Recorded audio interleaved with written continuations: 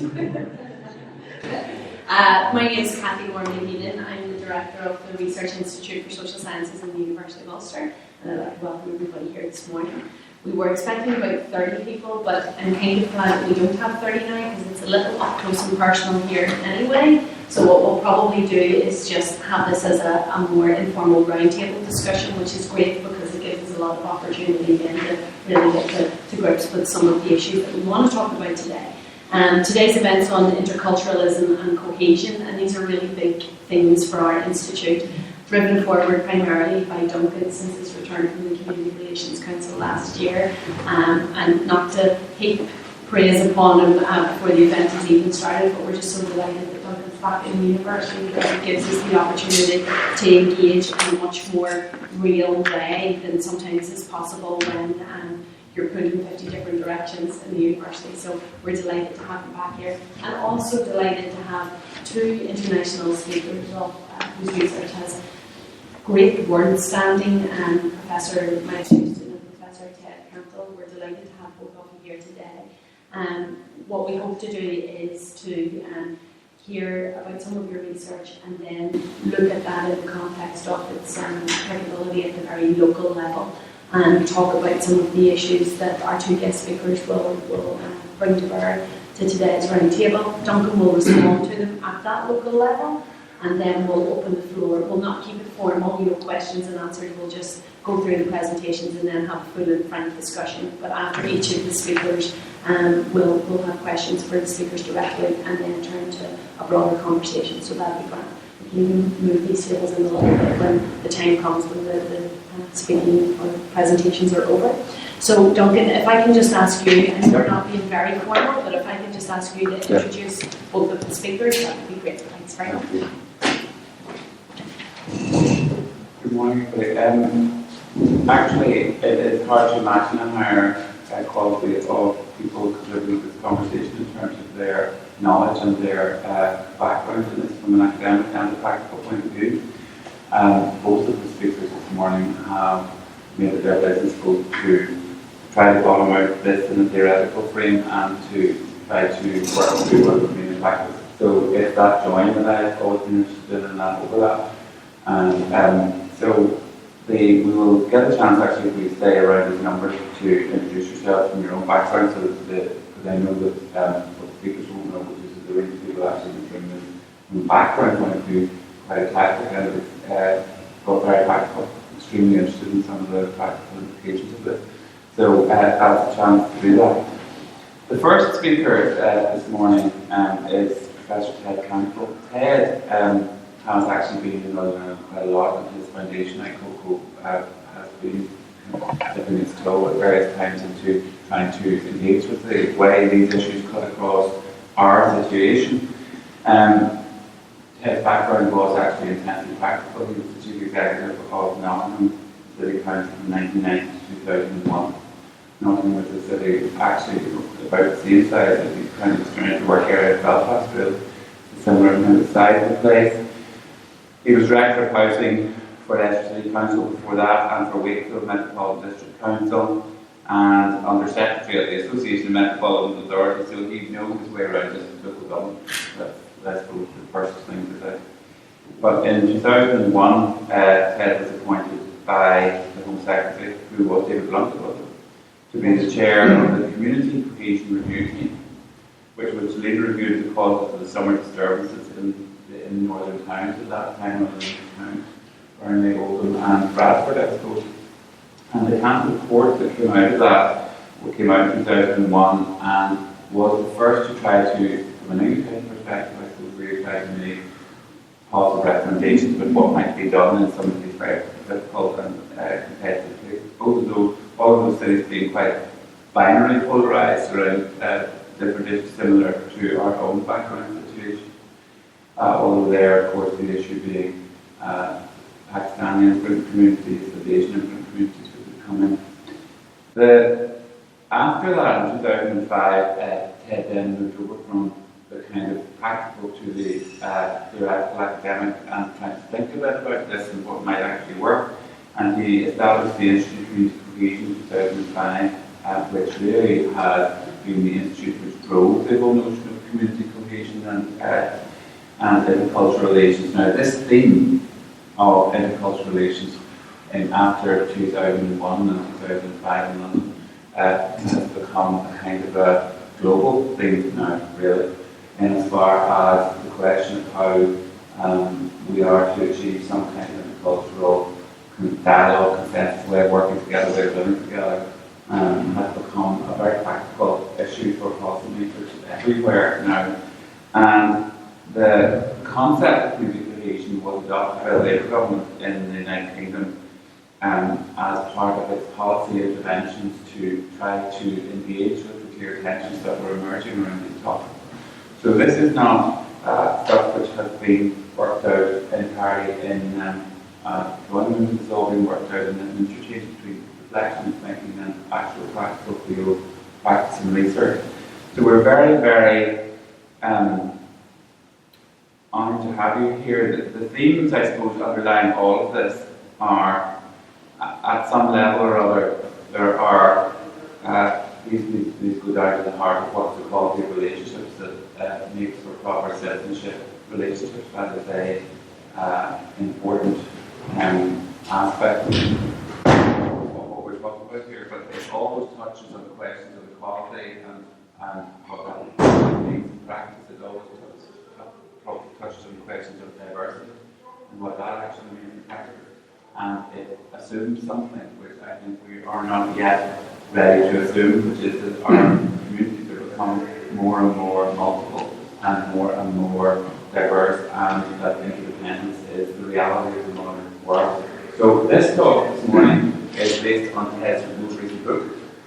He's written lots and lots of things, but Interculturalism, the Year of Globalisation, Cohesion and Super Diversity. It says it on the tin, actually, what we're talking about here, which is that this is no peripheral thing. This is actually trying to talk about what the human consequences are, and then therefore the policy consequences are of the kind of economic world we now live in. So you're very welcome, and we look forward to what you have to say. And the clicker is here. Thank you very much, Simon.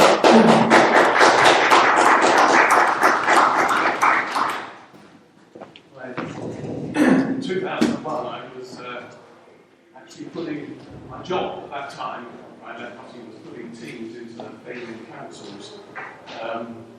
Working up and down the country, and they were going to get approached me to do this review, and said it would only take 3 months to do the review of the riot towns, and here I am. 13 years later, still sort of doing that review, I guess.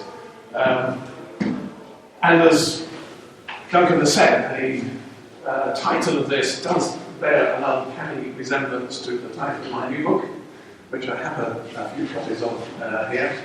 And I suppose it sort of follows on, I hope it follows on logically from the debate about community cohesion in the UK at least, or in England in particular.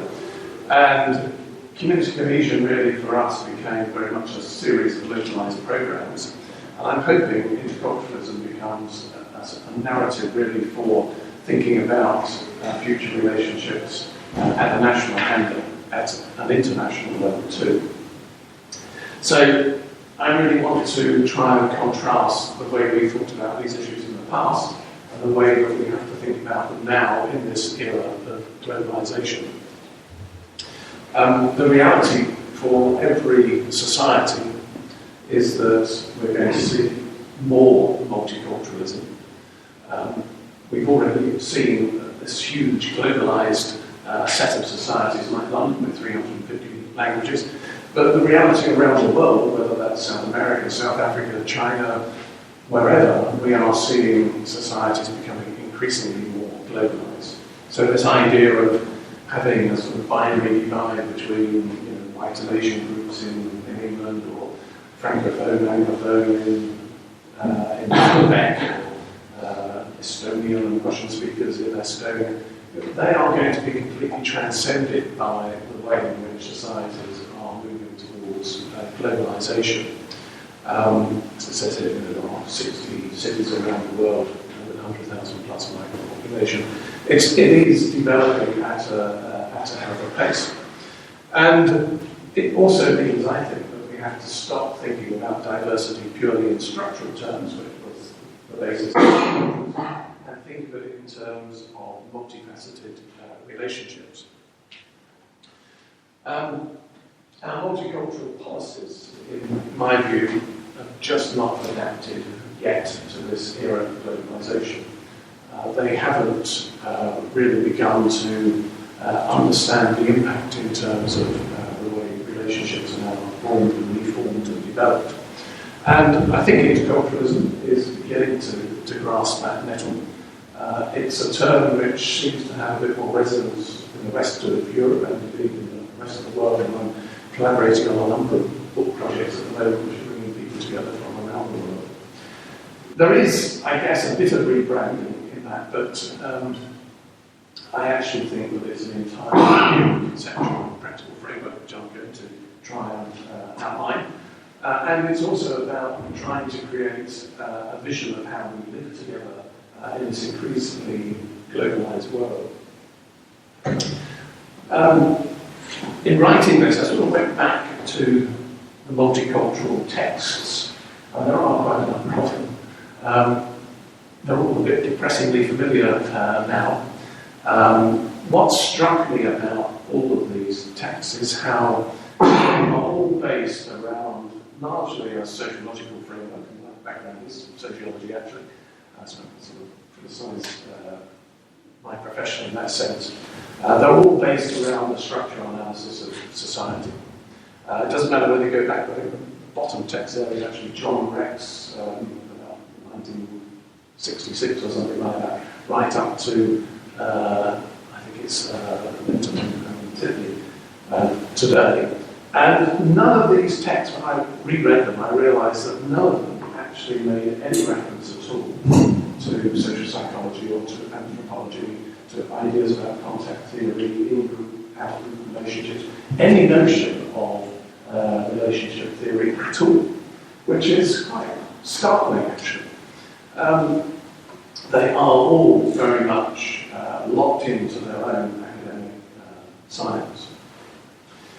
So I think really that the problem with the way in which multiculturalism is being addressed is that it's focused on these intranational divisions, black and white groups, as I said earlier, Francophone, Anglophone, whatever. It's been very much dominated by the race and class debate, the way in which race and class have been absolutely connected in the past. I'm not in any way doubting that, but that's the way it's been locked in.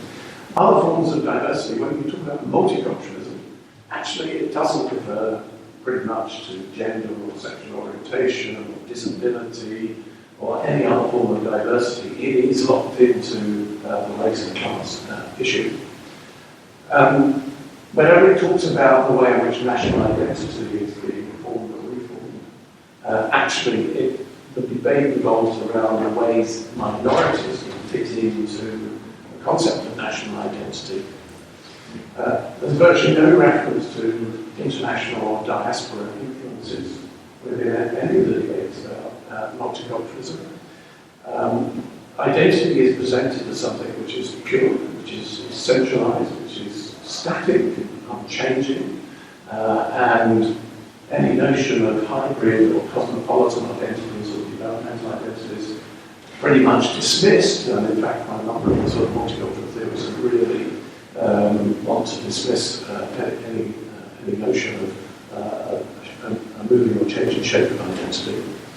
And as I said earlier, group and interpersonal relationships are virtually ignored throughout all of these texts. So, just stepping back to where England in particular developed its multicultural lens from into the late 1940s, 50s and 60s, where we invited people from around the world to come and take part in our labour market, and the first influx of people from particularly the Caribbean and South Asia, and actually moved to what became a very harsh environment for those groups. I grew up in London. I used to deliver papers in the local paper shop, and my local paper shop really did have those notices up which said room to let, no blacks, no Irish, no dogs. That was the reality of London at that time. And it was a very harsh environment.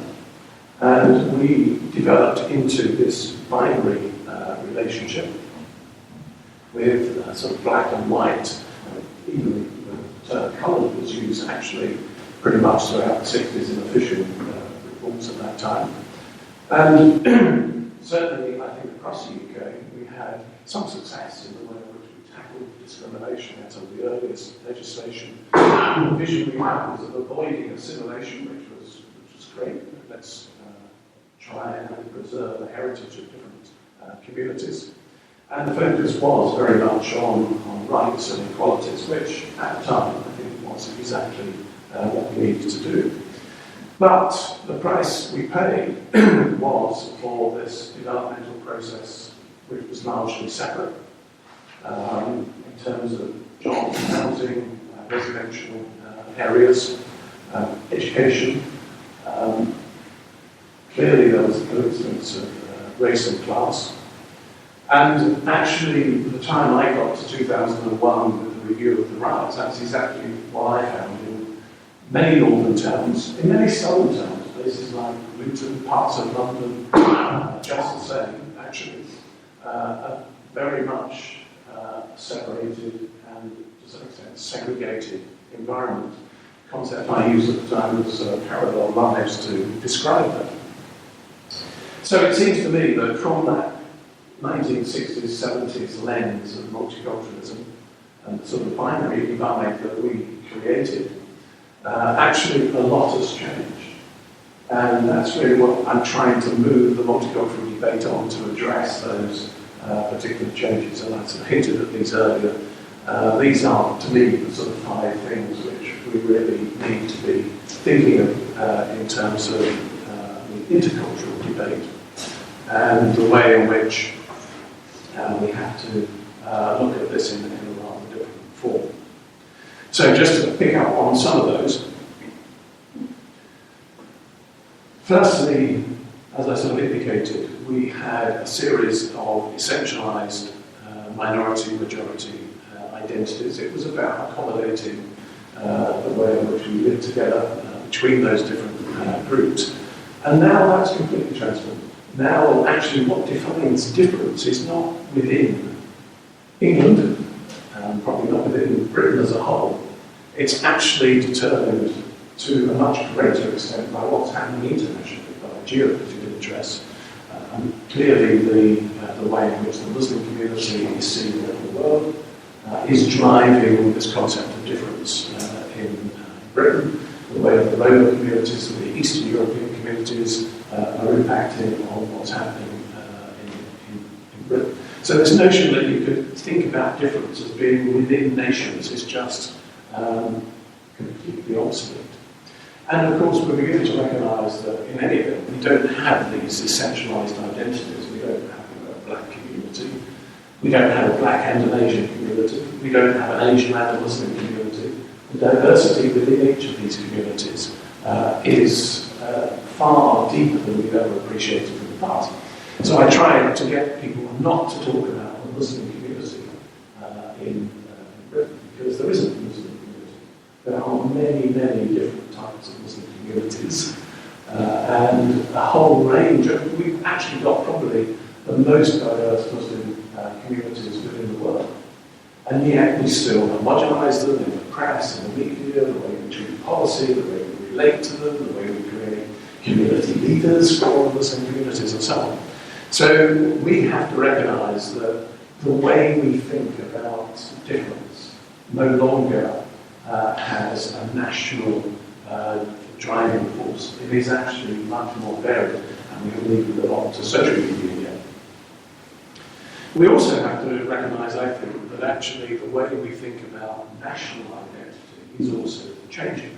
There was a remarkable statistic that came out the other day from the European survey which said that only 30% of young people now think of themselves as having an exclusive national identity across Europe, including in Britain. they actually now have a much greater sense of being part of a wider world, and that's bigger more globally. And of course, we see the way national identity is breaking down because the state is breaking down. We can no longer control what happens in our financial markets, in our security, in our energy supplies. Our politicians like to pretend that they have sovereignty, just vote for them, and somehow control all these international influences, and can we please repatriate our powers from Europe in order to give us that control? This is all nonsense. The reality is we live in a globalized world where there is a political plurality of people that where decisions are taken at a variety of different levels. But it has a profound impact on the way in which we see ourselves. Most people now don't have a simple national identity. They recognise actually that the change is being driven externally. And the whole notion of the way in which the far right are responding to this, of course, again across Europe, is that please can we stop globalisation? Please can we sort of get off this ever-changing world? Can we just go back to where we were in this narrow sense of nationalism? And in many ways, there's a quote here from Marine Le Pen from the Front National, who actually, I think the far right sort of recognises change more than about multiculturalists. The real divide is between nationalism and globalisation. But actually, that is a key driver of change and difference. We can't even handle this at the interpersonal level.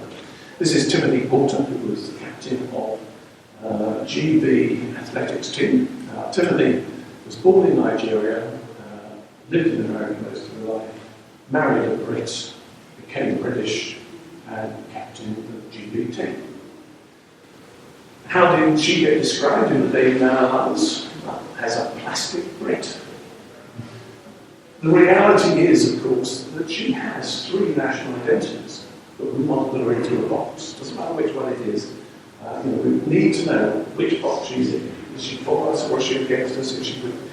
And for the reality for a lot of people, of course, is that they have more than one national identity. They have one more than any identity, and certainly more than race.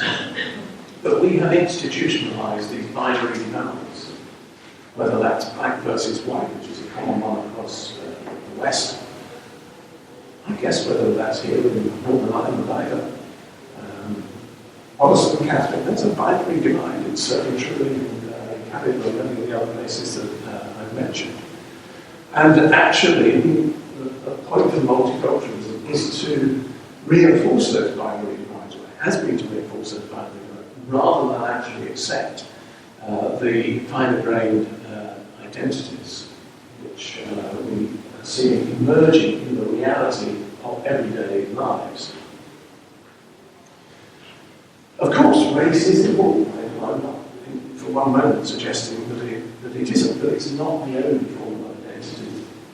Religion is not the only form of identity. We've seen the way faith has emerged at an international level into defining identities, the way gender has changed, the way disability and sexual orientation have moved into the public sphere in a way that wasn't possible 20 years ago.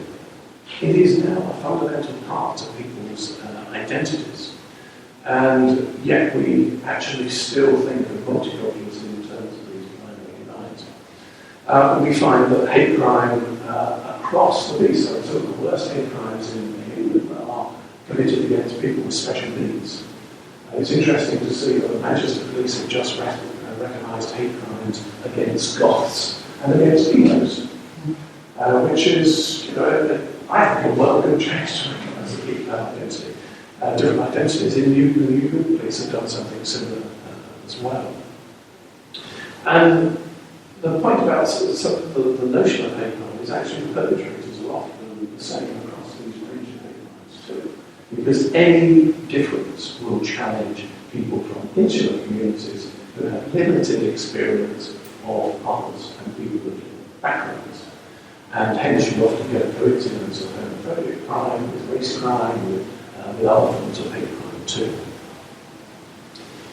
The reality for most young people is, as I've sort of indicated, that they've got so many different identities.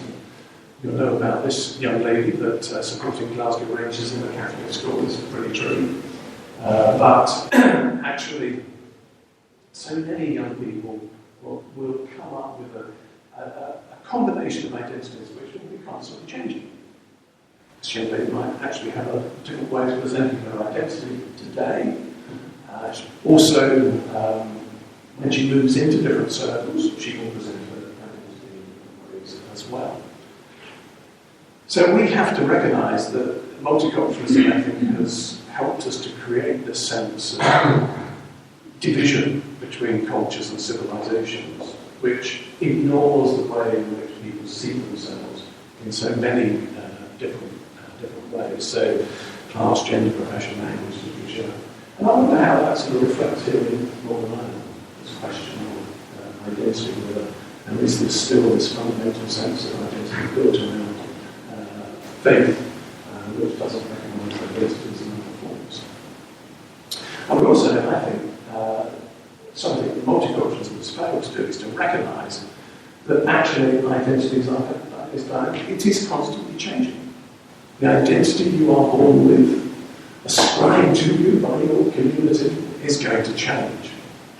And that shouldn't be a difficult concept, but unfortunately identities are often reinforced by faith leaders or the notion of apostasy, for example, in which the community combines through social pressures to ensure that you don't actually change your identity, that you are corralled back into a particular form of seeing yourselves, and the way the state reinforces that. Obviously, the way in England in particular, and so in other parts of the UK, is through faith schools, but also through faith-based provision, through race-based provision as well, particularly in England. And the way cosmopolitan identities are seen as being rather suspicious. I put Looking up here just because she's a friend of mine. She's the most mixed up person I've ever encountered, and she says that about herself. Just any notion of identity, really, which I sort of tease her about and say, well, what are your children saying they are now? This is mum, not nothing good.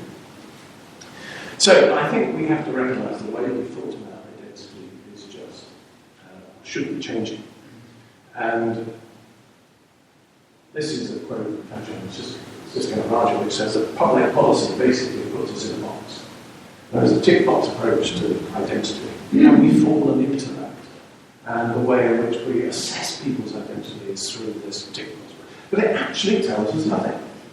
It tells us nothing about what lives they lead, who they are, who their friends are, and services they need. So it begs the question, why do we do it?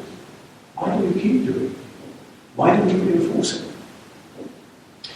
The other element of multicultural approach, again, is something I've hinted at, that I use the term parallel lives to describe Asian and white communities in 2001. I now use the term parallel lives to describe the lives of sociologists and social psychologists. I make an exception for Miles, of course, who is much more open than Miles, but I've given this sort of discussion at conferences in universities up and down the country, and it's quite amusing because I ask whether there are any sociologists or social psychologists present, and they are, but they're sitting on different tables with each other, which rather reinforces it. But actually, what we found is that the sociologists who monopolise the multicultural debate, very much based on the structural division, some with a very strong sort of Marxist tradition flowing through that in terms of structural division of societies. Whereas the social psychologists and the anthropologists have been working away on interpersonal relationships and don't necessarily actually overlap. And as I said earlier, the principal multicultural texts completely ignore any contribution from social psychology or England or contact theory. I think that Miles' book is beginning to change that, but it's been a hard slog. So, to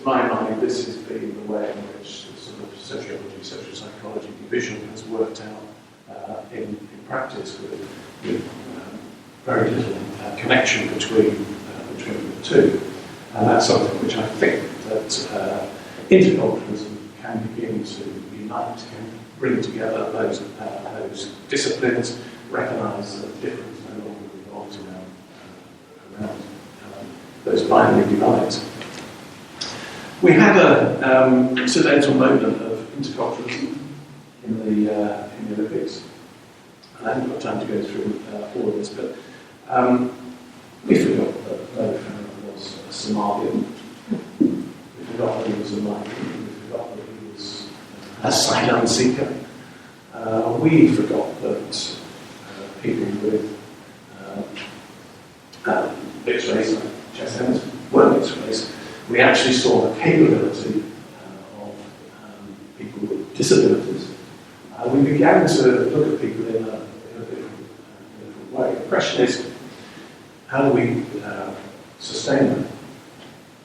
Now, I'm an advocate of interfaith and intercultural dialogue, but I don't think that's sufficient in themselves. I think we can reduce prejudices and stereotypes, but there has been a focus on those interpersonal relationships rather than perhaps looking at some of the reinforcing elements in wider society. So we do a lot of work with youngsters in schools, and they actually begin to relate to people who are different from themselves, but then they go back into the same communities as the same parental networks, and a lot of that is undone.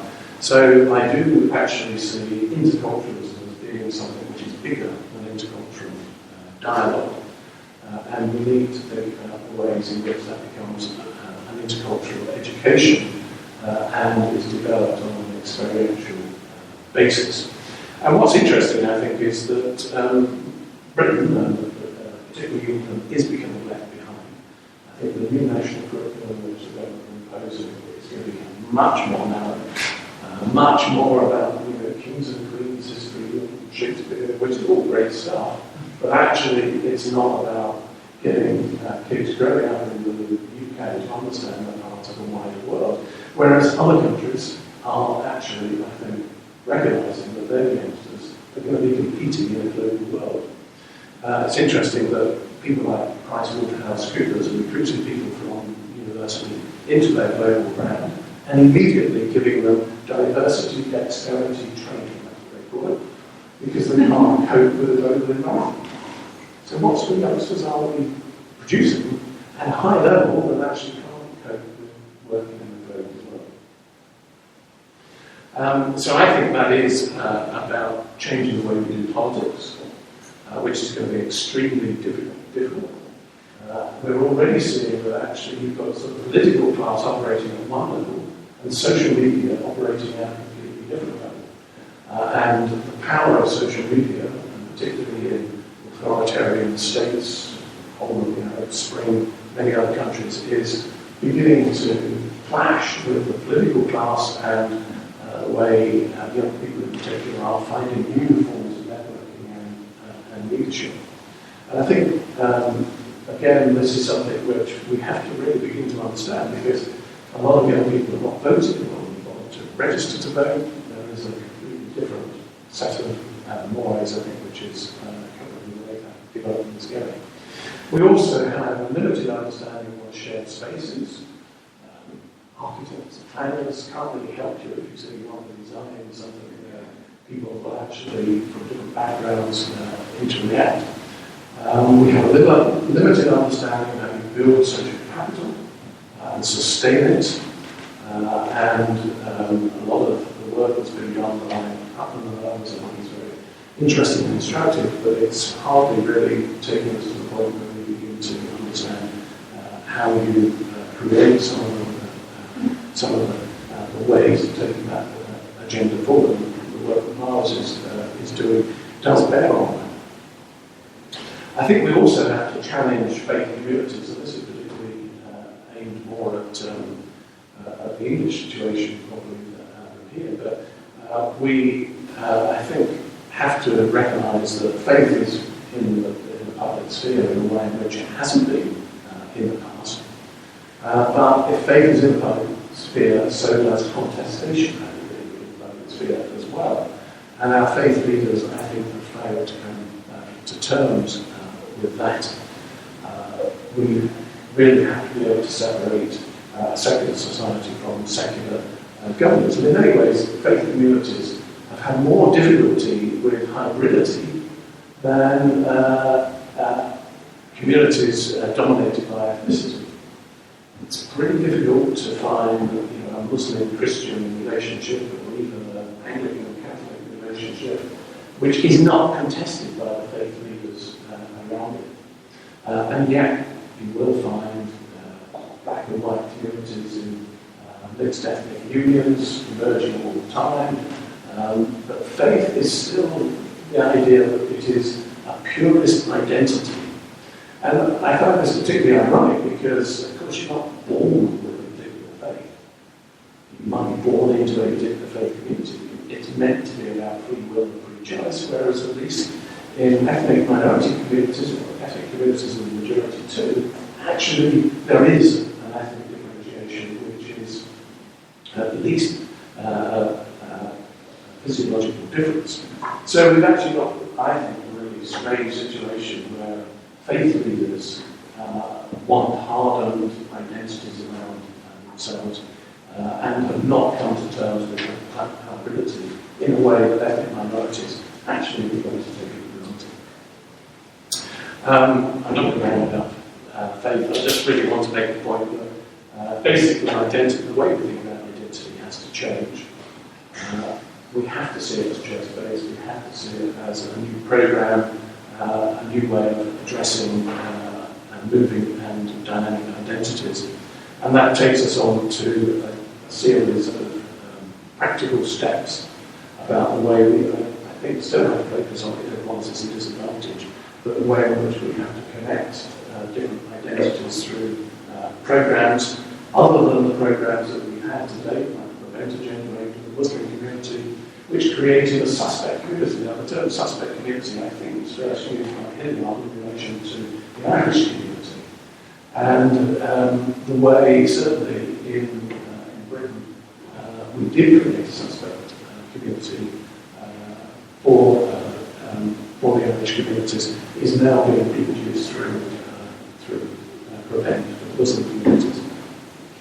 So there is, I think, an agenda here about changing the way in which we deal with leadership, deal with community leaders in particular, the way in which we develop an intercultural education and intercultural competencies, not just in schools and communities, but in the workplace in particular, the way in which we need shared public spaces which can actually enable people to relate. So I think actually the key issues for me are about developing this commitment which has to transcend some of the existing binary divides, the way we looked at multiculturalism, and be much more future focused instead of dwelling on the past in the English case. The basic divides that we've had around race and class, probably here in the Northern Ireland, some of the divides built around faith, and think about actually the way in which we're going to engage in an increasingly globalized world has to be about thinking about difference and diversity in a totally new way, and dealing with this far-right and populist extremist party which is running across Europe at the moment, which is about how fear of identity loss, and particularly nationalist politics, is being impacted by globalization. I think that's probably the key issue which we need to address.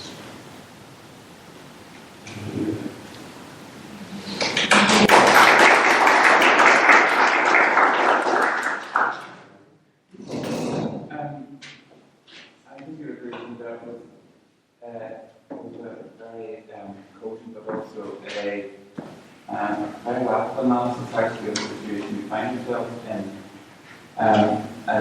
From a very wide perspective in terms of the real world in which we're living.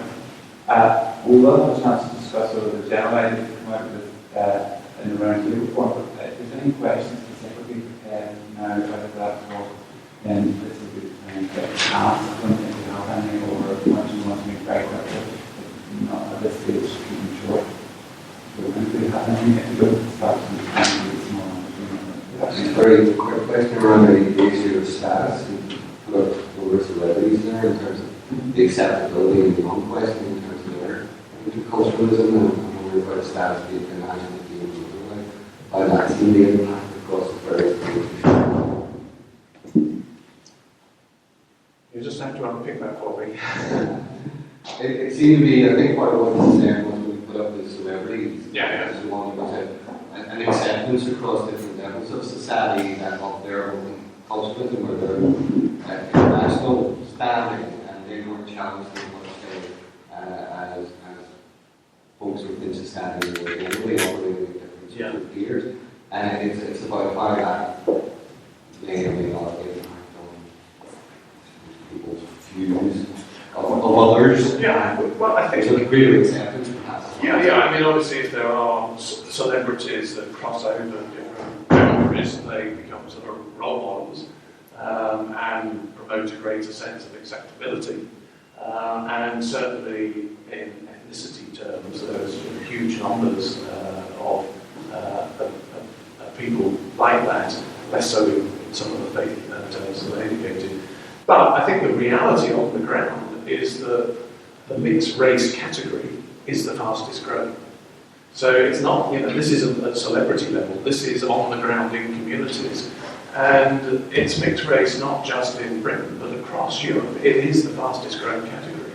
So the reality on the ground is that young people, in particular, international students, people from around the world are meeting each other in completely different environments, and inevitably there are mixed unions taking place. I was very struck by talking to a dinner lady in my local school, and she said, I'm just an ordinary person, and my son has just married a girl from South Korea.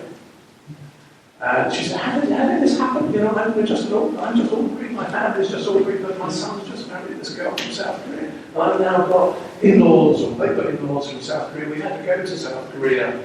And she was, on the one hand, very nervous about what did this mean for her family. But on the other hand, she was excited by it, because it was completely new and it was opening up completely new horizons. So this is the reality for people, and who would have ever dreamt that the dinner lady from the local school's son married a girl from South Korea. So I think that is what's happening on the ground, and I don't think our political systems, I don't think the way we think about identity is recognising the change in the way young people are having to sort of negotiate these barriers and often just ignore them. I have a question, a very big question that you may have a quick answer to it.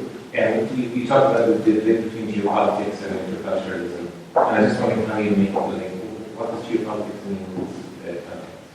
Well, I suppose what I'm trying to say is that this idea that what we understand as being different is now driven by geopolitical influences around the world, rather than by what we see in our own back door, our own back gardens. So, we used to think of difference in terms of social class differences in Britain, and then with the influx of people in Caribbean and South Asia, we could see difference on our street, which was a visible difference which we could somehow understand and relate to. But what we now see as different is driven by what we see on satellite TV. It's driven by the politics of China or Brazil or Russia. It's driven by diaspora communities, like the Jewish or Muslim communities. What happens and the way in which we think about the threats to our national identity or our own personal identity is driven by these geopolitical changes. And the obvious one clearly at the moment is the way in which the world seems to want to be divided into this clash of civilizations. Tony Blair, only a week or so ago, seemed, in response to Woolwich, to give a speech in which he seemed to rehearse the whole clash of civilizations theory. What is driving our notion of difference, it seems to me, is no longer within any national boundaries. It is very much part of political influences across the world. And you can see, that if you're in Africa at the moment, the idea of difference, political difference, threats to national identity, the way everything's changed, are going to be impacted profoundly by their relationship to China. China is exercising huge economic influence over many African countries. So the way in which they dealt with differences, like South Africa, we see violence between Malawians, Zimbabweans, and native South Africans. Suddenly that's going to be transposed by this notion that actually the real difference, the real threat is Chinese or other influences. So we just can't escape from the fact that the world now is just much more connected, and what we understand as being different is going to be driven by completely different globalized forces. Is he allowed to ask? Although you give some quick summary, very talks, So I thought that was very, very provocative. Maybe you can help me in how to deal with a particular problem that I'm facing. So if you want to, for example, on whether people are prejudiced against Muslims or whether people are prejudiced against Catholics or Protestants, you have to use those terms. You have to ask questions about those groups. You gave an interesting example, which I also read in the papers about the Manchester police and the Goths. Yeah. If you really care about whether Goths are attacked or whether people have awful views of Goths, you need to ask some questions that refer to those identities. But how do you square the two of them? So on the one hand, you want to sort of move away from those identities and almost encourage or superimpose the superordinate identities. How do you go about doing research on the very important underlying issues about whether people who belong to some of those groups are still discriminated? I suppose it's about breaking down the stereotypes, isn't it? Because, and there was a Cardiff University study which showed that in Britain there were 1,400 references to the Muslim community in the press and media, and all but 7 of them were negative. So evidently, people had in their minds a stereotype, had a negative stereotype of the Muslim community. So I think working with people who are not Muslims to try and understand the so-called threat from Muslims is to actually understand that the Muslim communities are not homogenous. That there are every range of eventuality within Muslim communities. So I think it is about actually understanding the diversity within those communities. And it doesn't matter whether you're talking about the Roma community, which is also diverse but nevertheless homogenized and presented as a threat. It doesn't matter whether you're talking about a particular Sikh or Asian or whatever community. It's about actually getting people to understand that their own community is diverse and the communities that they are concerned about is also diverse.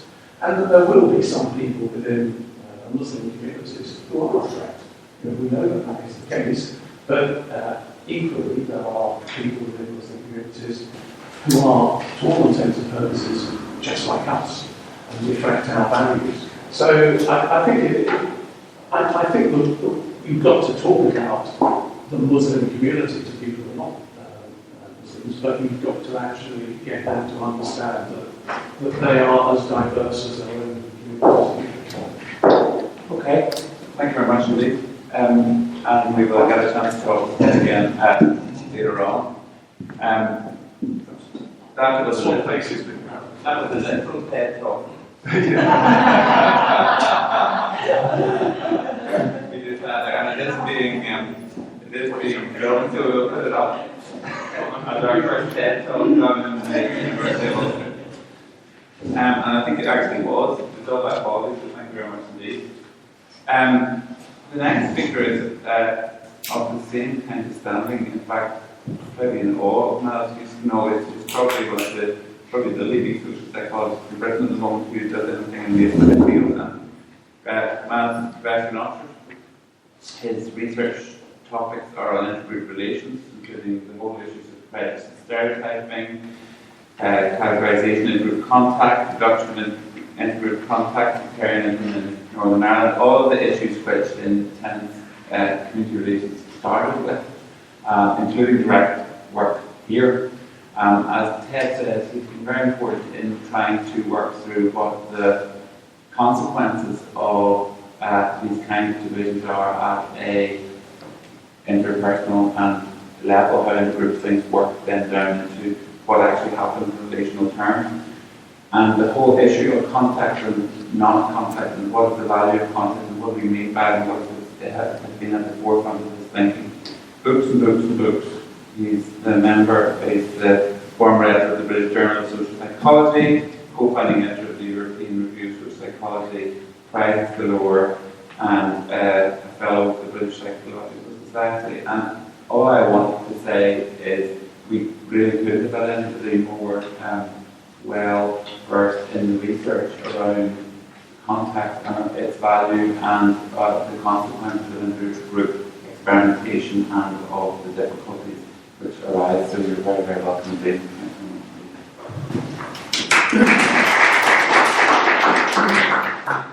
Thanks, Duncan, for that very nice introduction. Are you filming me? Yes. Yeah, I'm just thinking I need to get out of the way of these people. If I stand here, can I stand over that side? Is that all right? Then I can show you these slides without standing in your way. So it's very nice of Duncan, he's hiding there behind the pillar, to say that he's in awe of me. I'll tell you a slightly amusing story to begin with, which is Duncan wrote me an email about coming here and he said, we have never met. And in fact, we had met before, but he was in that other life that you referred to. And he had all the power on that occasion because he was sitting behind a table and I was with my colleague Joanne Hughes from Northern Ireland trying to persuade him to invest a huge amount of money in this research project. So actually that tells you something about how the powerless process information about the power and vice versa. But I'm delighted. But I'm delighted to be back in Northern Ireland. My dear friend Ed Cairns, I don't know if anyone here knew Ed. Ed was my long time collaborator from the University of Ulster up in Coleraine and died very sadly a couple of years ago. And Ed always used to talk about people who parachuted in, and he very, very much disapproved of people who parachuted in. I don't parachute in, I'm here all the time, and I'm actively involved in the research that I've been doing here. So I'm going to talk about diversity and social cohesion. And what I'm going to try to get through is, first of all, I'm going to talk to you about Putnam's work, which has been alluded to by Ted already. I think often misunderstood. Putnam has been tremendously influential in his work, but for me, he's far too negative. I think the whole issue of the present and the future of diversity is much more positive than what he tells us. The bit that he ignores in his research is intergroup contact. It's that it's not good enough to just talk about diversity. You need to know about whether people in diverse areas actually do cross the boundaries and talk to each other. He doesn't address that. I'm going to introduce you to the impact of direct contact, by which I mean direct face-to-face encounters with people, giving you a chance to get beyond stereotypes. Duncan has asked me to draw on my work in Northern Ireland. I'm going to give you some examples from that. I'm then going to mention briefly some work on a newer type of contact. So instead of arguing that you must have face-to-face contact in order to change stereotypes and change attitudes, sometimes those views can be changed through extended contact, by which we mean simply having a friend or a member of your family who has some contacts to an out-group. And although that's what a sociologist would call a weak tie, those weak ties can actually have rather strong effects. And if there's time, I'll also tell you a little bit about some work we're doing now, really, which is more on atmosphere effects of contact. So just living in an area where people tend on average to have higher levels of positive contact can also be associated with lower levels of prejudice. And then again, if there's time, so that I'm not accused of being a complete optimist, I'll talk a little bit about some limitations to this work. And I think that these probably also speak to issues in Northern Ireland too, which is sometimes you can create shared spaces, you can create desegregated or integrated schools, and yet sometimes people don't cross the boundary, they don't reach out and have those interactions that they could have with people from different communities that should have the power and the potential to change their attitudes, but don't necessarily do so. I should also say I'm very happy for you to interrupt me at any point. If we don't get through it all, that's not a problem.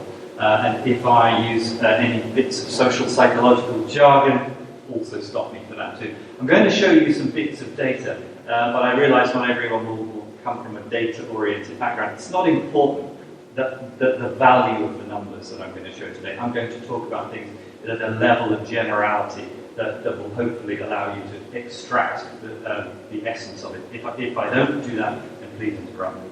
So Putnam wrote this paper in 2007, which became very, very much quoted. He has a view of diversity that is very negative and very different from my own. And he wrote this paper arguing that diversity, living in diverse areas, was associated with distrust. It was associated with distrust not only of people from other communities, but also of distrust of people from your own community. So he was arguing really that people, to use a very old sociology term, people had somehow descended into anomie. There was no control, no structure over their lives. So he contrasts two different models. The first is threat theory, which says that that doesn't allow me to do that on the board, not to worry. Okay, he says that if you look at the percentage of outgroupers, you can see what I mean, Ted. I can't do my kind of work without using terms like in-group and out-group. If you look at the percentage of outgroupers in an area, and this might be the percentage of immigrants in a community in South London, for example. According to threat theory, that's associated with an increased perception of threat. They want our jobs, they're trying to change our way of life, and so on. And that is associated with higher prejudice. An alternative view, it's the view that I subscribe to, which is the contact hypothesis. It argues that percentage of outgroup members represents an opportunity for contact. If you take up that opportunity for contact, that will, in part, encourage you to make outgroup friends. Friends are not the only kinds of contact that matter, but they're undoubtedly the most influential. And if you make outgroup friends, that will result in lower prejudice. So we have, for once, we don't have social psychology and sociology fudging it. We've got two clear opposed theories that we can confront face to face. On the basis of his huge survey of America, Putnam ends with this very famous idea that people pull in, they hunker down like a turtle. They withdraw into themselves. They're no longer sure who's in group, who they can trust there. They're no longer trusting about group members. So he creates a very negative vision of diversity. He's been criticised by lots of other people. We could spend a whole day talking about Putnam's studies today. There are mixed research results. Where there is support for Putnam, it's primarily from the US and not from Europe. He has definitely neglected the role of disadvantage, the primary driver of trust. If you look at work by my colleague in sociology at Oxford, Anthony Heath, it is diversity. It is not diversity, it is disadvantage. People who live in deprived areas have low levels of trust, and you can't possibly do a study of diversity without taking account of that disadvantage. For me, the key bit, the bit that I want to focus on, is that Putnam doesn't look at contact. He's looking at whether people live in diverse areas, but he's not looking at whether they know anyone and talk to anyone in those diverse areas. I always give this example when I'm giving talks, whether it's to students or to people like yourself. If you knew somebody prior to this meeting, I'll bet you're sitting beside them. Is that true? Yeah. Now, there are lots of people I haven't had a chance to speak to yet, so don't you dare go before speaking to me, because otherwise we've wasted this opportunity to talk to each other. We are experiencing the diversity, but we're not experiencing the contact, and that's what often happens. And of course, because he had one measure of it, actually, he did measure cross-group friendships, but he didn't use it. He didn't use it in his analysis. So he hasn't studied the extent to which contact itself might moderate, might modify any effects of diversity. So he's arguing that experiencing diversity is negatively related to to trust. He's arguing that diversity is related to threat, and threat is negatively related to trust. And he has shown that effect in his data. But he's missed something out. He's missed out the need to measure people's levels of contact. We did that in a large interdisciplinary study that we've recently conducted. The main thing to say is that we deliberately sampled people from a wide range of neighbourhoods, and we deliberately sampled people from low to high diversity neighbourhoods. That's not what Putnam did. And we deliberately sampled people from areas of low to high disadvantage, so that you can control for neighbourhood deprivation and look at the true effect of diversity, and by adding contact, you can look at the true effects of contact. We also measured uniquely in this area 3 types of trust, which I'll show you in a second. We're doing something called a hierarchical analysis here, which takes account of the fact that individuals are nested within neighbourhoods. That's really important to do that, because things happen in neighbourhoods. The worst case, if there's a killing in a neighbourhood, or if there's an awful ethnic assault in a neighbourhood, that tends to affect everybody in that neighbourhood in a similar way, and in a different way from people who live in other neighbourhoods. So our research includes the Putnam model, but it adds one bit to it. It says, well, let's include intergroup contact. We're predicting that diversity should be positively related to contact. The more diverse the area you live in, the more you have the chance to have intergroup contact.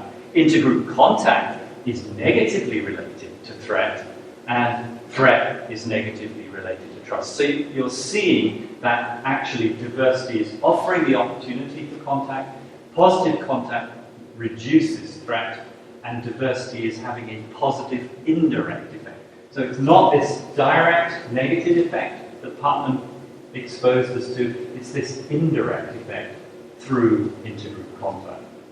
So we tested that model, which requires some very heavy-duty statistical modelling, and I've got the results for the white British and for the ethnic minority respondents. They're really very similar, so I'll given the time, I'll show you the white respondents, but I'll click through the ethnic minority response. We can show that diversity is negatively related to trust in neighbours. By the way, if you look at the whole Putnam debate, the only real evidence ever that diversity is related negatively to trust is related to this measure of trust in neighbours. There are lots of different types of trust, in-group trust, out-group trust, sometimes people measure generalised trust as well. So there is that Putnam effect, but there is, among white British respondents, there's no link between diversity and perceived threat. Perceived threat, as you would expect, is negatively related to all those types of trust. The more threat you perceive, the lower your levels of trust. What happens when you bring in contact? Diversity is positively related to contact, and contact is driving down threat. And by driving down threat, it's increasing trust and not decreasing trust. Very similar results in our white ethnic minority respondents. So we are questioning Putnam's results. We're doing it for the majority and the minority respondents. Now let's talk more about the nature and the idea of intergroup contact. It goes back to a very old idea in social psychology back in 1954, that bringing about positive contact between members of different groups should lead not just to more positive attitudes towards specific out-group members. That's the easy bit to achieve. I could almost guarantee that I could set up a study here. I could take a child from a Catholic background, I could take a child from a Protestant background. I could create a positive, cooperative environment, and I could get them to have some fun together and enjoy each other's company. The hard bit is changing attitudes towards the group as a whole. That's the generalization. It's much more difficult. When we talk about contact, we have in mind various types of contact. One is simply the quantity. How often do you meet members of a different group? Another is the quality, and the quality is much more important. When you meet members of the other group, how positive is that contact? How cooperative is it? Cross-group friendship, as I've said before, is the most important type of contact. That's the one you'd want to invest your money in promoting. And finally, we've come to believe that it's extremely important to distinguish between having positive and having negative types of contact. Because actually, in the most mixed areas, you are likely to experience both positive and negative contact. That's normal, because we all have our friends, and we all have people who really annoy us. You need generally to know somebody to know whether they annoy you. If you go to a mixed school, and I'm studying mixed schools in the northwest of England, where there are white British kids going to school with Asian kids. In those mixed schools, the positive contact scores are higher, but so are the negative scores. And what you've got to learn is you've got to learn to integrate those two types of contact and form your attitudes to other people based on them. Does contact work? It definitely does work. There's a massive meta-analysis, a statistical aggregation of the over 500 studies available. It definitely works. The better the studies, the stronger the effect. And contact works unless groups are coming into contact in a very strong environment of threat. And of course, they often do come into contact with each other in that environment, and that provides a real challenge for us as researchers. Do the effects of contact generalize? If they don't generalize, then it's purely cosmetic. We're just getting together two individuals in a particular situation, but we're not getting the generalization. Does contact generalize from one situation to another? You remember that time, I have no idea whether people are still doing it today, well-meaning people, often Americans with large wallets, taking kids out of Northern Ireland, flying them to the US for 2 weeks, coming from their different backgrounds, giving them a good time in the US, and then they come back, and they go back to their separated lives, their parallel lives, and segregated environments. Getting contact to generalize from one situation to another is very difficult. You also want it to generalize from one individual to the outgroup as a whole, not just setting up contact so you meet one individual from the other lot, have a positive encounter with them, but you want to get this change affecting how you view the group as a whole. And that change includes that very important point that Ted made in response to my question to him, which is showing people that the outgroup is more varied than you thought it was. Getting them to see the multiple subgroups that exist within their group as well as within your group. And finally, and most intriguingly, and this is something that we've turned to much more recently in research, contact is really an enormously powerful idea because there is growing evidence that contact with members of one outgroup change for the better your attitudes towards members of other groups. Ted gave examples of the disabled, of Goths, of different ethnic groups, of different religious groups. Increasingly, our evidence is that positive contact spreads out and affects your views on multiple outgroups. How does contact work? Our best evidence is that it works by two routes. It reduces the negative feelings you have about outgroups, especially the anxiety associated with them. You're anxious about meeting with them, you don't know how to behave, you're afraid of how they will behave. And it also promotes positive feelings. It promotes, in particular, empathy and perspective taking. The very famous incident I remember in Northern Ireland years ago when the George Medal was given to the Royal Ulster Constabulary, and the Sinn Féin politician with responsibility for the police at that time made a comment which was to the effect that this was not something that she particularly supported, but she could understand why it was being done, and she could understand what it meant to the recipients. That was an incredibly clever way of responding to that gesture. Putting yourself into the shoes of somebody else, enormously powerful thing to do. So before we get to any numbers, how does contact work? We argue that you begin with opportunities for contact. If you live in totally segregated areas, you don't get any further than that. You have no opportunities. Opportunities promote contact. Contact has some what we call direct effects. It promotes positive outward attitudes. It reduces social distance. It promotes trust. But it also has indirect effects. It has effects by reducing anxiety and by promoting perspective taking.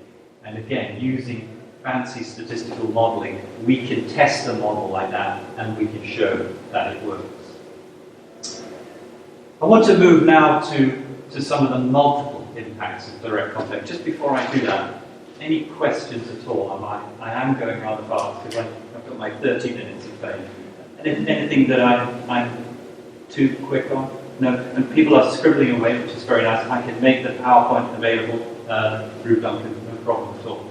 So we've been doing research on contact in Northern Ireland for actually more years than I can remember. I think it's about 15, something like that. So one of the studies we've done, I can never remember which one Duncan funded actually. We've done 2 studies. One was in 4 neighbourhoods and one was 6. I know you funded the longitudinal one, but I can never remember which one that is. So we have large samples of people in 4 different areas. We've done various comparisons between the mixed and the segregated areas.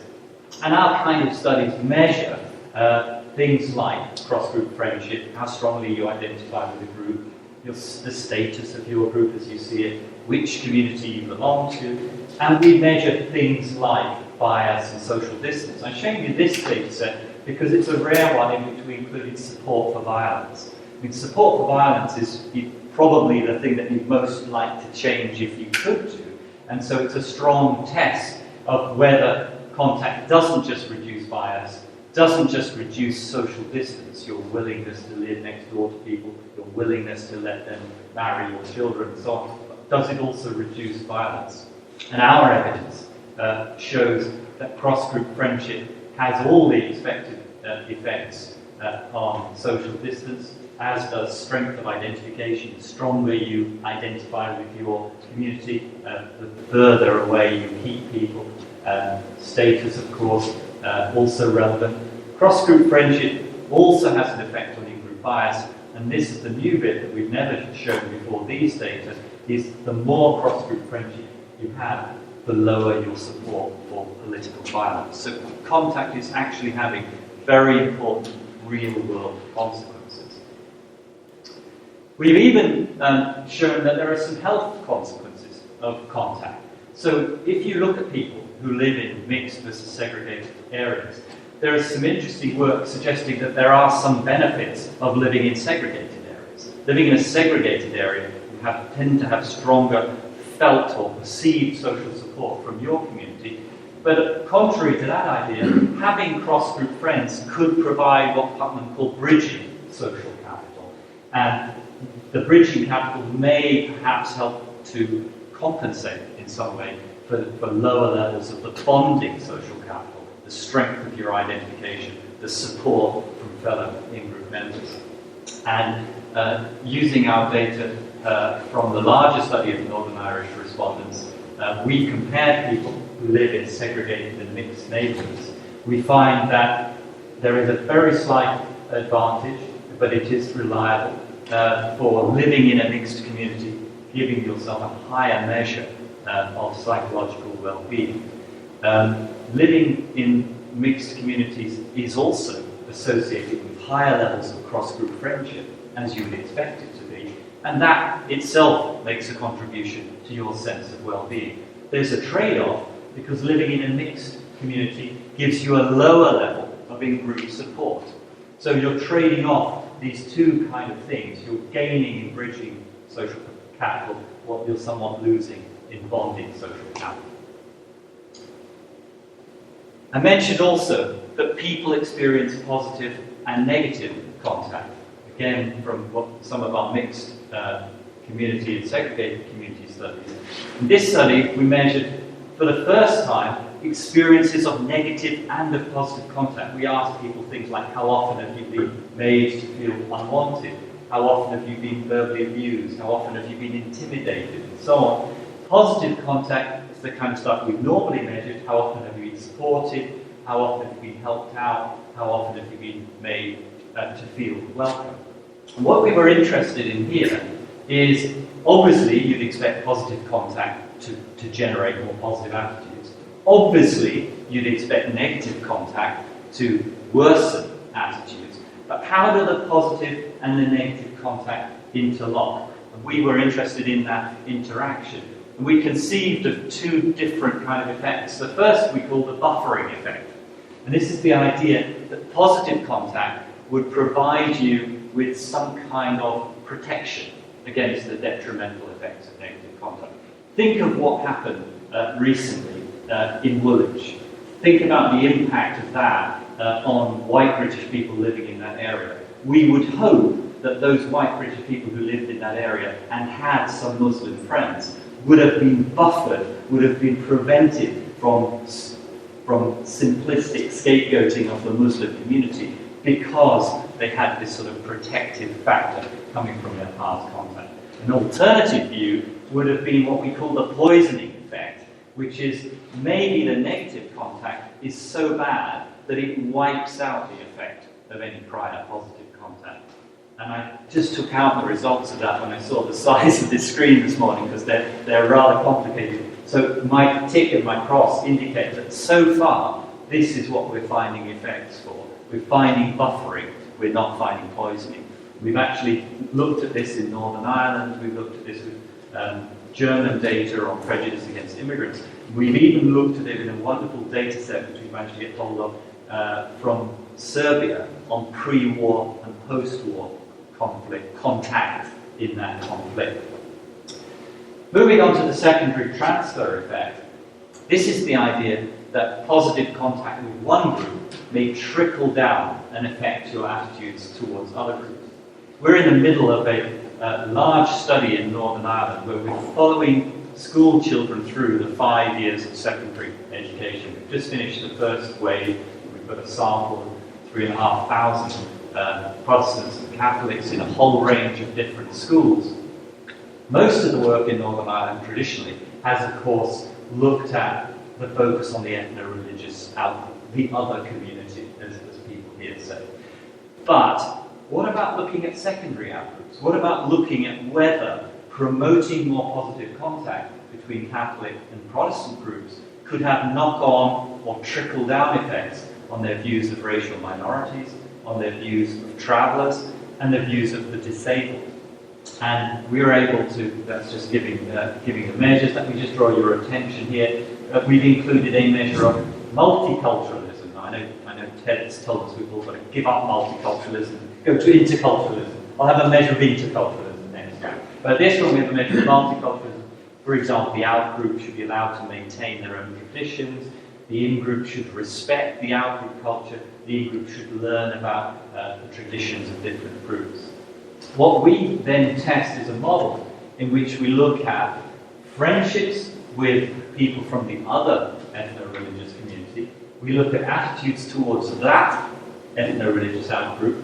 We look at a measure of multiculturalism, and then we look at attitudes towards these three secondary groups.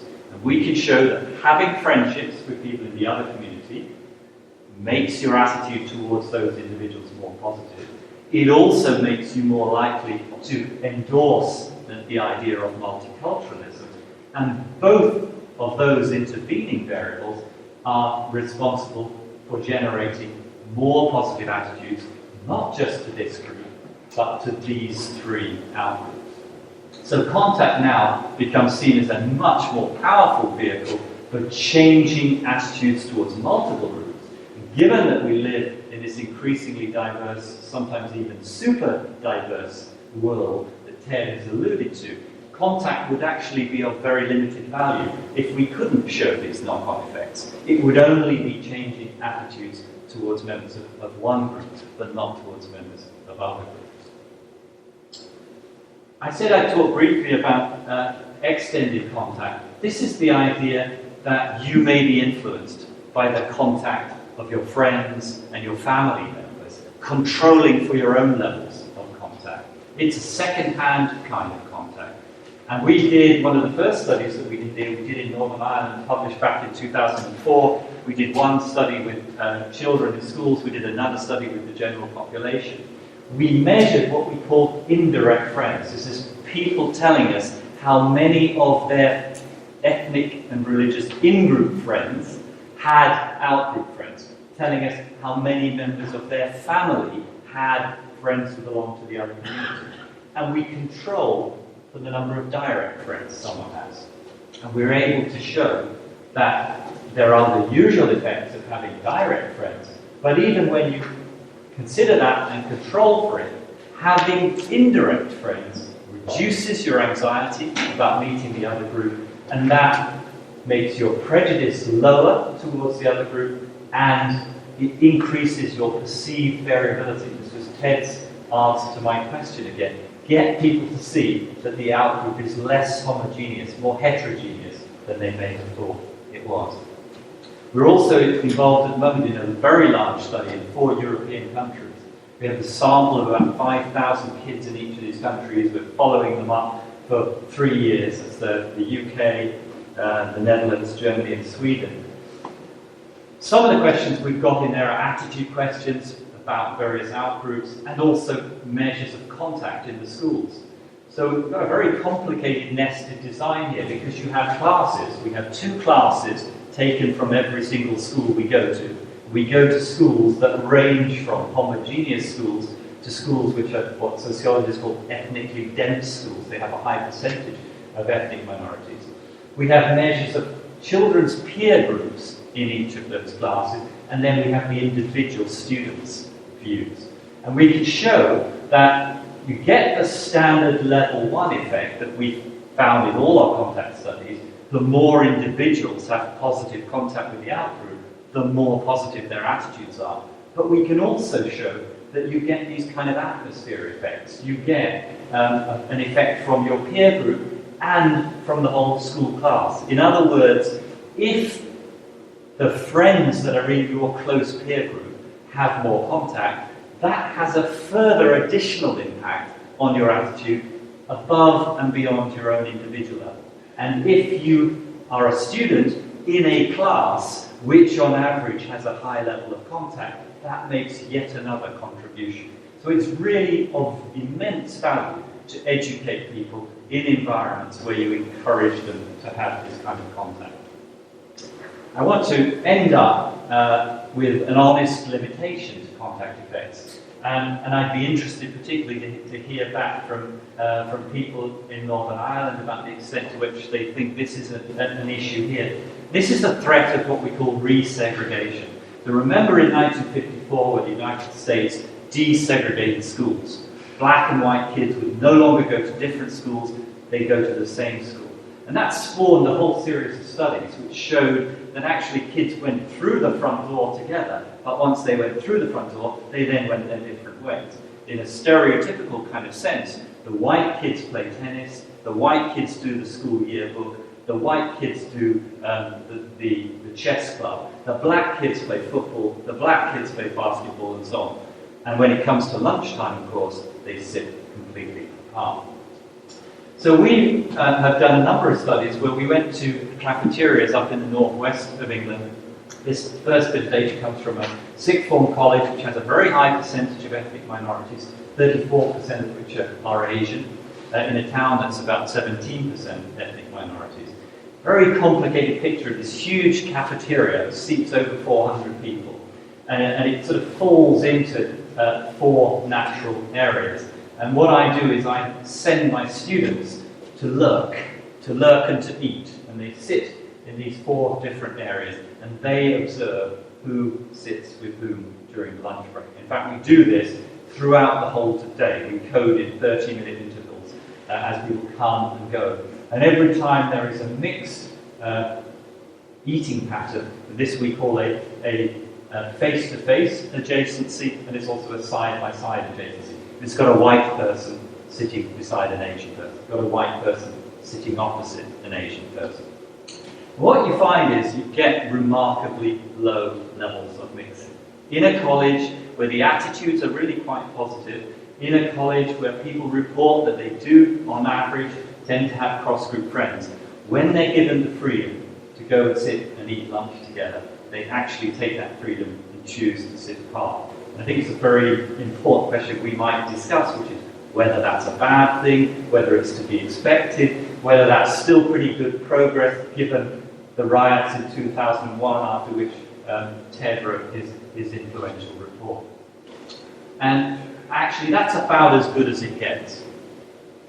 That's about as good as it gets in the whole cafeteria with 5 mixed groups. But what you also get is this area over here, This is where the Asian kids marked in purple tend to sit. There are a few of them in other areas, but they primarily sit here. So there's a kind of sub-level segregation going on as well. We've also recently done a study in a smaller cafe. And I'm showing you these because I find these even more persuasive. This very small area here, it's got stools around the side, and it's got 6 fixed tables. One of the challenges of doing this research in the big cafeteria, it's got lots of unfixed tables. So my crew and I have to go in there early in the morning every day and set out the whole cafeteria just as it is on our maps. Here, it's all fixed. And you can see that as you're getting to the point where you've got 20 age-occupied seats, we've coded here now, we're starting to code gender as well as ethnicity. But you can see purple, purple, purple, purple, yellow, yellow. Even within this little micro area, people are resegregating. They're self-segregating. This, for me, throws out the big question, do we leave this? Do we leave it alone? Do we say, look, this is already great progress since 2001?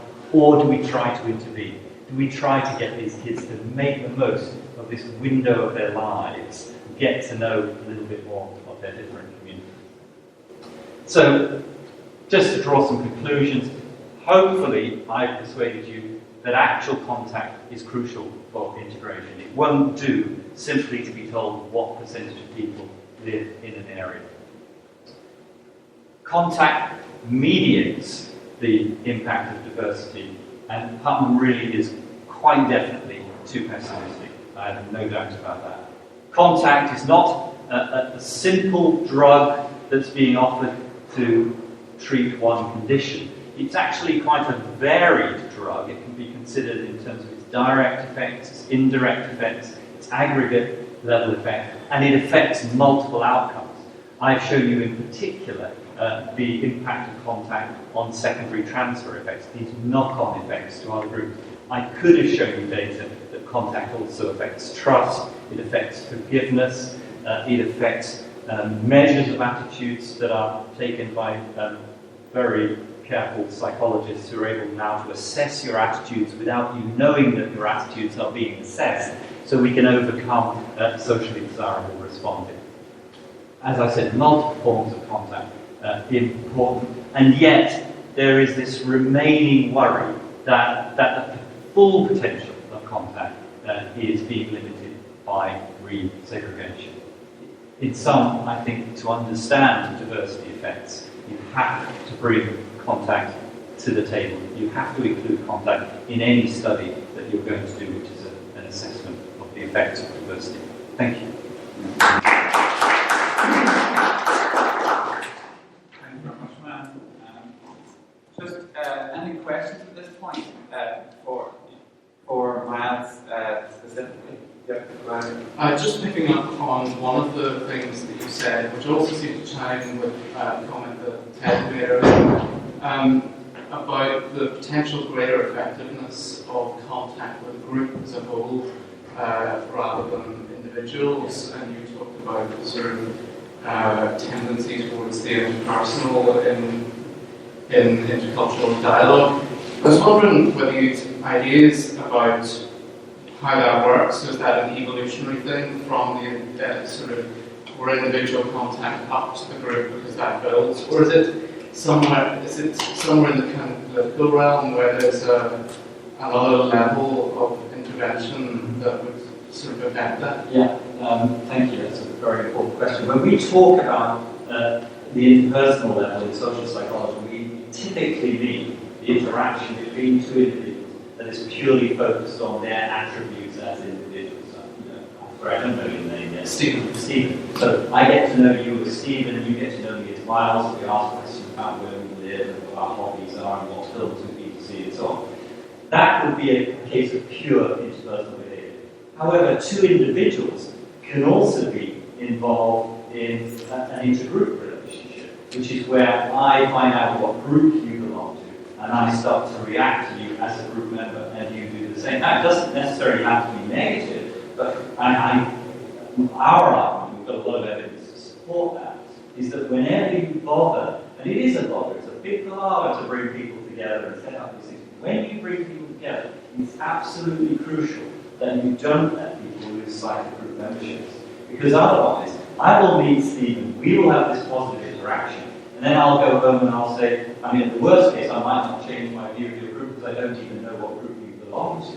But if I do know your group, but the experimenters have actually created this whole environment so that I see you as an atypical group member in order to make me like you, well then why would I change my view of your group? So actually, at the interpersonal level, we want to bring in group characteristics, but I think you need to do that slowly. You don't need to flood people with all that information. You know, give an absurd example. You wouldn't bring together people from the two communities in Northern Ireland and in their very first conversation get to a heated political discussion. This is something that you might get to eventually. And there are techniques available in psychology for the graded introduction of more personal topics. As to the political, I think the politicals can set massive examples to people. And of course, there have been some prominent cases of politicians in this part of the world who came from different communities and people thought they couldn't get on. They did seem to get on. They did seem to chuckle in each other's company and have some kind of impact on each other. And I think that is often happening at local levels. So this is my vision of contact, so that it can occur at multiple levels. It can also occur through the mass media. You know, my children tease me for this, but I have this complete weakness for the archers. This is my sort of 15 minutes relaxation at the end of the day. And I love the way the archers have introduced all these little scripts. They have a Church of England vicar who has an Asian button. You see all these people chuckling. I'm not alone in my embarrassing hobby. Okay, so there's also the young son-in-law of Brian who's gay. They introduce his gay partner. So actually, I love this because what these people are doing is they're now introducing from an audience that used to consist of people like my mother with unreconstructed beliefs. They're introducing gradually this way of overcoming stereotypes. And this happens through TV as well. But I just don't watch very much TV, so I can't give you Will and Grace. Anyone know Will and Grace? Yes, Will and Grace. So that's an example of often cited in the literature. So contact has multiple impacts. There's the Eastern European care in the arches as well. Oh, absolutely, yes. Right, you just leave. Okay, I am going to say thank you to Miles at this point. We are all going to have a 5-minute break in a second to answer this, which you probably need to hold you.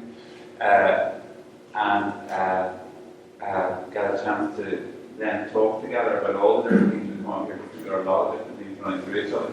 But also very, very important issues about the book. Can I thank you for that and say, for me, it makes absolutely clear that unless the discussion of multiculturalism, interculturalism, all these big words permeate into personal relationships, it doesn't actually mean anything. And on the other hand, then, this question is how do these things get supported? What does it actually look like? What's the institutional structure which actually makes that possible? So that's the $1 million question that we're always facing here. But thank you very much. Thank you very much for that, Matt. My role in this is simply to respond from a local perspective, I suppose, from having thought about this. And, you know, I think sitting there thinking about this, what I have to say now, I suppose, are possibly some challenges to it. I spent all my working life thinking about how you actually enable both the personal contact that came out of a background, personal background, which was entirely directed to the question of what does an integrated and shared community look like. And it's been a practical question in my whole life. How the whole reconciliation movement as a child, and that has shaped my view, which mirrors Niall's, which is this is possible and it can change the way you think about things. And at the same time, I've lived in a political environment which has struggled extremely hard to move past the question of threat as identified by a government. and in which the question of how you actually share, particularly where the relationship has been characterised by some sense of threat, which has become operationalised at the group level. How do you actually get past that sense of threat and generate something here? But I suppose what I'm really struck with, Ted, is part of the issue here is this is becoming our predicament. This is the fact of life. But I'm not sure what choice to do it took place. I suspect the choice that how we've ended up here has been a combination of factors. One of which is economy. Is that the economy drove both our Northern Ireland situation, but now driving the global economy, in which the interaction of people is happening, is coming at people anyway. We're moving, there's migration, there's the movement of technology, there's the movement of money, there's the movement of people seeking new markets. But the bottom line is that whichever way we cut it, the economy and the technology that we've now developed puts us into an intercultural framework from which I suspect there is no reverse. And part of the issue here is not do we wish it or do we not.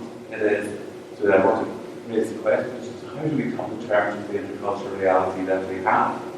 Because an awful lot of our mechanisms seem to presume that it's about the assimilation into monoculturalism, or it is about the attempt to try to generate singularity or a monopoly approach to all these things. And there is a deep sense in which tools that we have, and the structures that we have, and the thinking that we have, at some level or other, assumes one world, and yet the economic and technological predicament of people is different. And looking at my own life in this generation, the speed with which this is happening, I think is where Ted's right, is multiplying at the rate of knots now in front of our eyes. Maybe technologically driven, it may be institutionally driven, it may be the fact that the globe is certainly not going 24 hours. We are in this, and the internet effectively brings us into contact with each other no matter where we live now at a very high speed. But all I know is that I have relatives now in all of the white diaspora countries in the US, Canada, Australia, New Zealand. I have a son who was in Spain. I have cousins who are married to Trinidadians and Peruvians. I have and people across the world now interpenetrating my own life through this generation and the next. So I suppose the point I want to make with that is that at some level or other it continues to be treated in politics as you could say choice, but in fact it's coming at us as a consequence of a whole series of other decisions taken on other bases. And part of that means for me is that there is a dialogue, and dialogue is probably the wrong word, a tension that emerges between those people who see this as a positive element of what something they've done, and those people who feel it's something that they never asked for, but it's coming at them. And there is a divide between those who feel that it's passive and those who feel that it's positive, if you like. And that, if you look at the Irish situation, is also at a root part of the question which goes around an understanding of what population movements created our diversity actually was about. There are some people who still talk 400 years later as if this is an invasive reality, even though it's 400 years ago, and other people who talk about it. And the entire moral framework of politics depends on the fact that this was a land grab 400 years ago, or an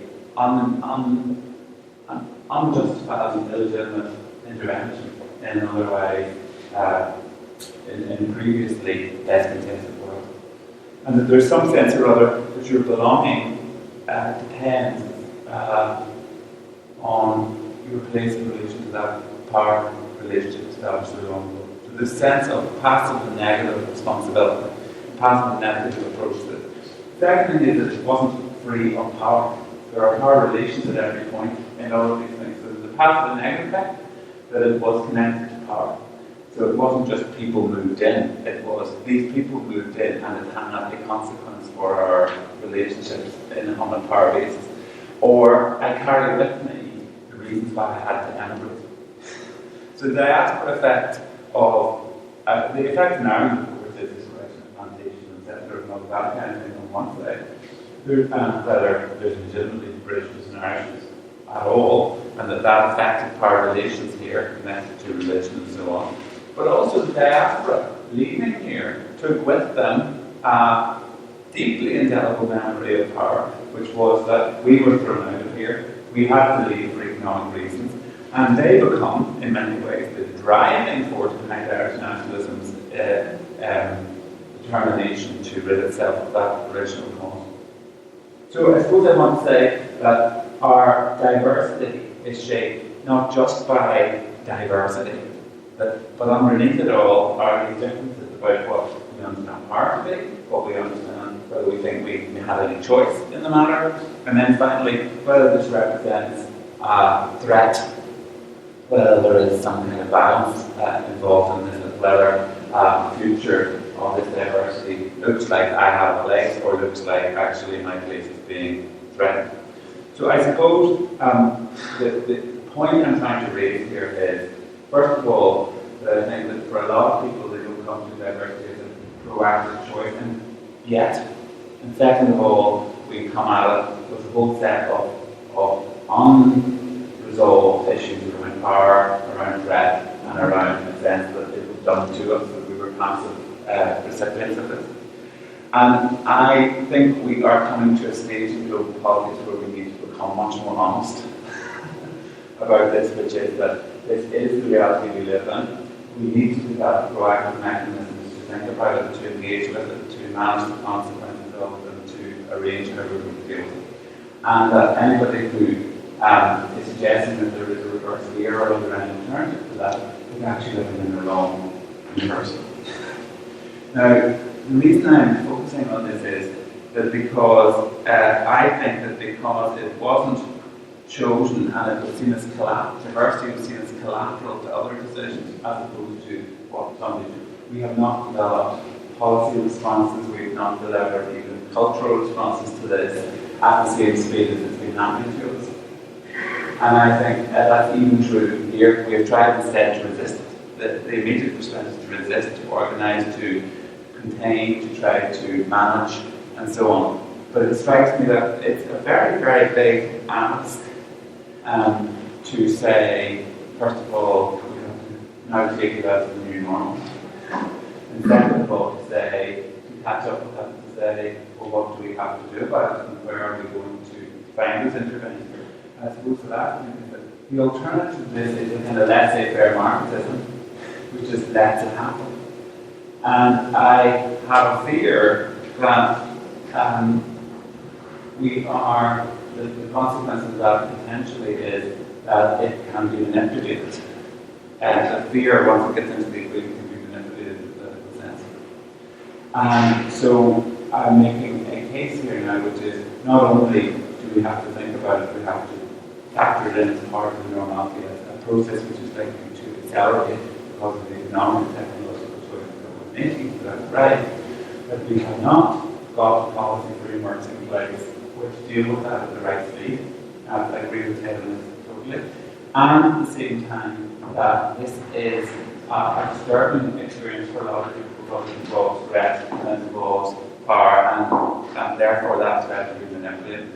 And then the last thing is we're going to have to be deliberate about this. We are going to have to be deliberate about this, leaving it alone, leaving it out there. Do people meet each other? Do people not meet each other?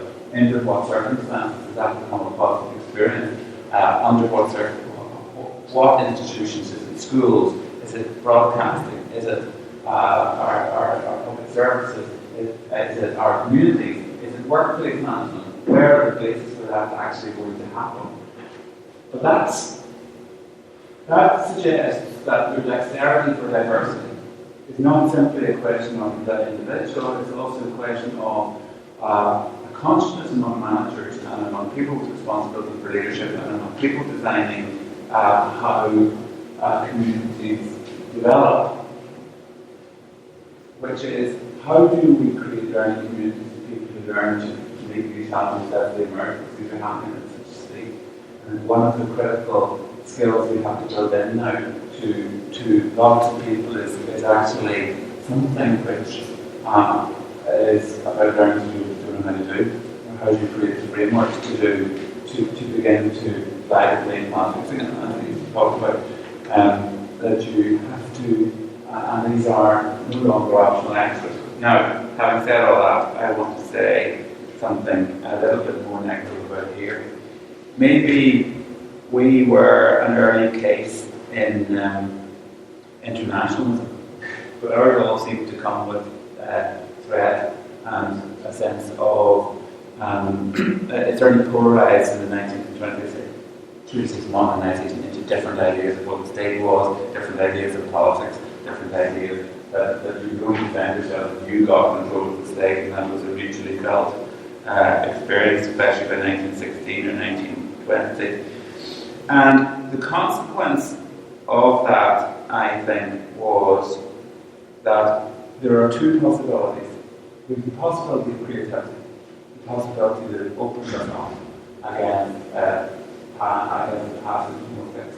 There's also the possibility that the same change triggers fundamentalism. Fundamentalism defined here as a return to type, that you go back to trying to reinforce the old traditions, that the static identities become more important, that you start to try to clear that out. And I certainly think they must belong together. And we got here very fundamental ideas of identity. It's certainly true that under our circumstances, these became embedded in this community in a very deep way. And I suppose then, in terms of Putnam, the issue for me with Putnam is this, is at one level, Putnam is saying to us that we have to, at one level, understand that some of these things, if they dissolve into violence, mean that diversity feels like a threat. Diversity feels like it starts to feel like a bit of a problem. And it does mean that we have to pay particular attention, particularly when violence starts to emerge, to know that there's a driver behind all of that, which is creating reasons why the other is a risk and they affect us. And once you have that, it's having a more complicated room. So one of the things I would want to pay attention to as we go forward here is how do we keep pace with the fact that there are independent variables pushing people back to feeling that threat, and there are certain political interests who have a strong interest in always doing that. There's so much I could say about all this, but I will limit myself to 2 points and then we'll have a conversation. It strikes me that there are relational aspects to this, there are structural aspects to this, and there are also leadership aspects to this which join those two things up. In Northern Ireland, our division manifests itself at just about every level. It manifests itself as a fundamental static identity, it manifests itself as a set of structures which reflected that identity and reproduced it, and it manifests itself in a set of behaviours which sought to avoid the violence and the threat which that structure then created, and then create the whole set of attitudes which fuels the whole thing again. These interventions that we have to talk about, the sheer mix of policy that we have to think about is very widespread and very systemic, and I think it has to pay attention to all of those different levels. That's the first thing I would say. If we are serious about this, this is a real change. I want to say that there are a number of additional aspects. One, I think, is we have to talk about safety. How do people, in the context of threat, what does safety mean? And how do we create safety for people around this stuff? Because left in an environment which feels like that's somewhere distant then the possibilities of meeting are reduced. So institutions, places where people are allowed to think clearly and safely with each other are really, really important. Here we have to think about safety. The second thing I think we have to think about is loss. This is not all gain. People have to confront, I think that trading element of Putnam is quite interesting, is under what circumstances do people feel this trade is worth it? Because what they're asked to trade is something of the known, rituals that they know where they know who they are, stories which they've told themselves about who they are, and they have to be allowed to change, so the whole narrative of this has to change. Ideas of morals and ethics and rights and wrongs have to be traded and so on, and just the way you know yourself in the world. So safety is important for me about hope help, which acknowledges this is a one-way street to happiness. This is a complex question of interacting with complex questions of losses and gain. So we have to think about how losses and gains are being managed. And I would just say this, I think we need to talk about what the rules are. I don't think this is possible without it. Ted talked about the setting out a vision. And I think that's important, but I do think we need to know what that vision means in terms of human treatment. I actually do think without transcendent framework of values, this all starts to look just like kind of a mush in which people aren't extremely sure about what this is about and why they're doing it. So you need to know what the limit is, what is legitimate and what is not legitimate in terms of actions are. That framework, I suppose, up to date has been doing rights and equality and so on. These have emerged as mechanisms to try to define those.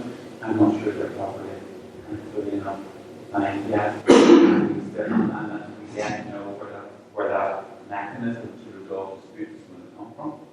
And then finally, I suppose, it is this question of tools.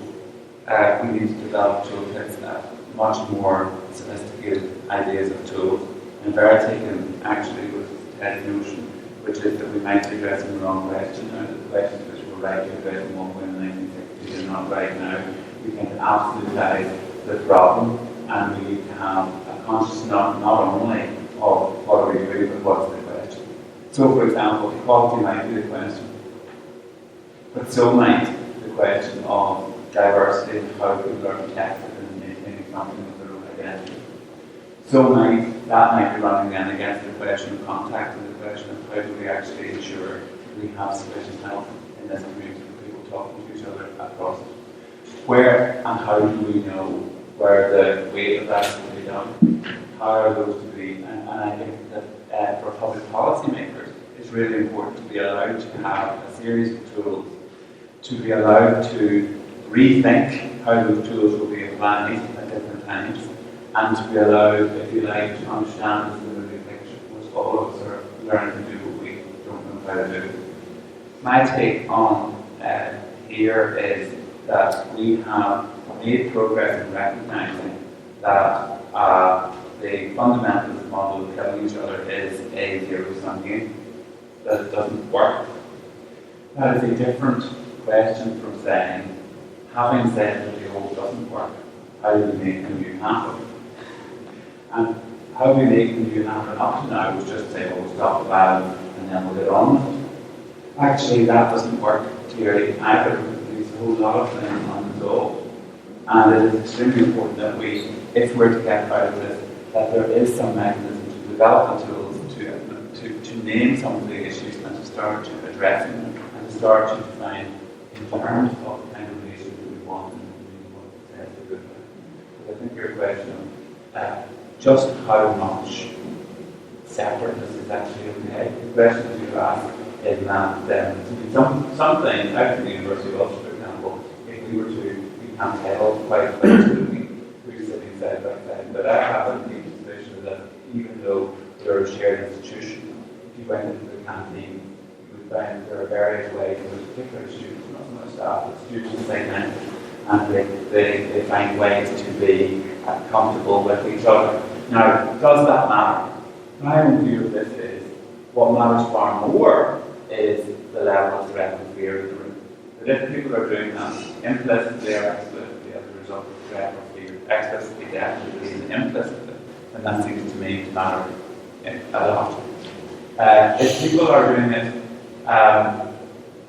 implicitly, without fear, and it's simply a matter of shrugging their shoulders about it, then that matters less.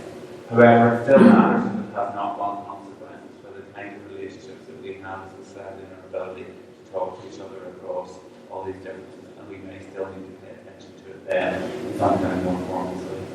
So, with that, I would just say that the policy implications of this appear to me to be now both practical and local and local.